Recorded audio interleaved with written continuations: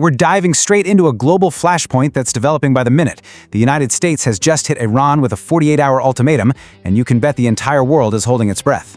So let's break this all down. The message itself couldn't be clearer. Look, this wasn't some quiet, back-channel diplomatic note. Nope, this is a blunt public demand that just cranked the tension up to a whole new level. And it leaves us with one massive question. A deal for what, exactly? And here it is, the ticking clock. 48 hours. You know, in the world of international diplomacy, that's basically light speed. It leaves almost zero room for negotiation, for careful talks, for anybody to save face. It's designed to do one thing, and one thing only. Force a reaction, and fast.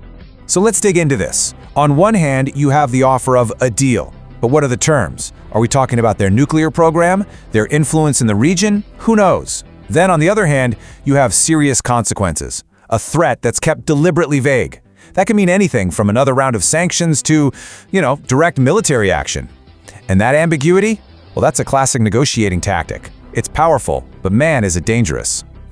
But hold on, because this isn't just about big-picture geopolitics or abstract threats between countries. A deeply personal human story has just been thrown right into the middle of this powder keg, and it complicates everything.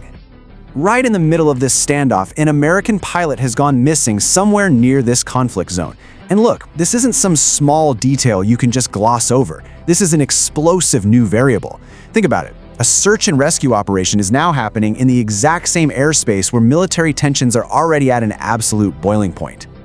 Suddenly, the fate of this one person has the power to reshape the entire conflict. You have to wonder, right? Does Iran have the pilot? Were they involved at all? Any little misstep in that search, any move that gets misinterpreted, could turn this diplomatic crisis into a shooting war in an instant. Okay, so let's zoom out for a second, because where this is all happening is just as critical as the ultimatum itself. This whole situation is unfolding in one of the most vital, most critical economic choke points on the entire planet. Yeah, we are talking about the Strait of Hormuz. To put it in perspective, roughly a fifth of the world's entire oil supply passes through this narrow little waterway every single day. So any conflict here doesn't just stay here, it could immediately send shockwaves through the global economy and send your gas prices through the roof. So let's just recap the ingredients here. You've got a political ultimatum with a 48-hour fuse, you've got a human crisis with a missing pilot, and you've got an economic time bomb sitting in the Strait of Hormuz. Any one of these things on its own would be a huge deal, but you put them all together, it's an incredibly volatile chain reaction just waiting for a spark. All this pressure is designed to do one thing: force Iran into a corner. The middle ground is pretty much vanished.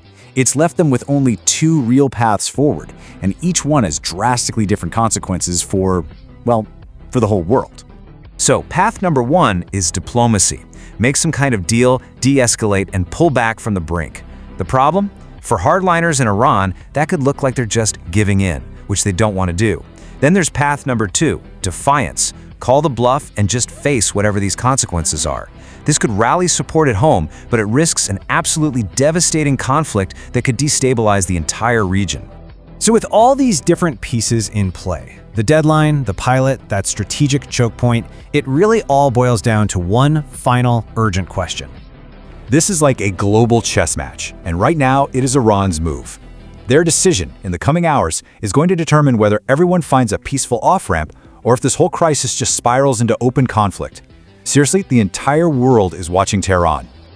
The clock is ticking down, and the stakes, honestly, could not be higher. And the question we're all left with is a sobering one. Are we witnessing the final hours before a new war kicks off in the Middle East? I guess we're all about to get our answer.